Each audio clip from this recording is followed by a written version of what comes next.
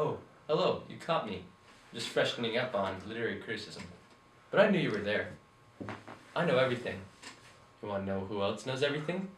God. But now, let me tell you how God tells us how he knows everything. God communicates himself through what a big technical term of divine revelation. One more time, divine revelation. Now that basically means how God reveals himself to us.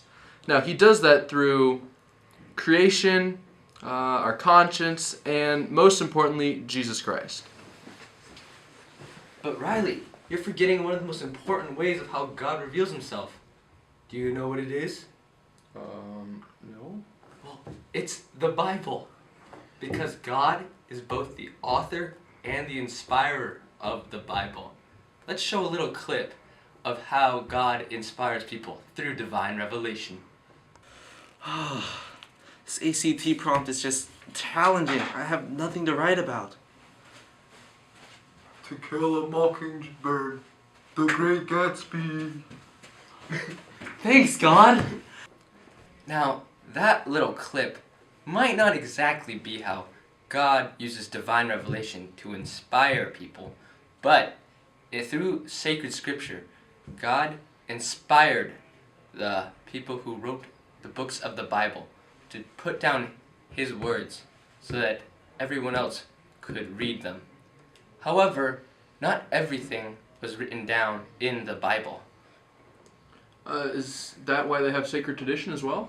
Well, right on, Riley. Oh, I know a little something about that. The tradition is Jesus, or is the beliefs and practices of Jesus' apostles passed down in the church, right? Yep.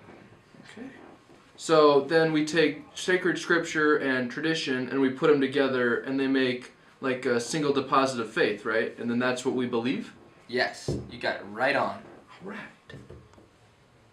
So the scriptures are also used in a big part of church, right? Because they're used in the lectionary. Mm-hmm. And then also in the mass readings as well, right? Yeah. Actually, they use it a lot during the Liturgy of the Word and part of the Mass. They have a reading from the Old Testament for the first reading. Then they have a responsorial psalm.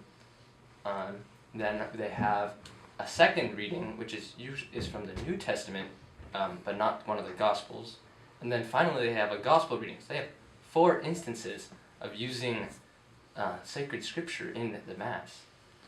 And that's on Sundays. And on weekdays, they have only 2 readings. They have an Old Testament reading, a psalm, and then a Gospel reading. And the way they cycle through the Mass readings is they have a 3-year cycle. So they have an A cycle, a B cycle, and a C cycle. And that's how they choose the readings for each Mass. Oh. I hope in this educational video you've learned more about divine revelation, sacred scripture and tradition, and how they work together in the life of the church.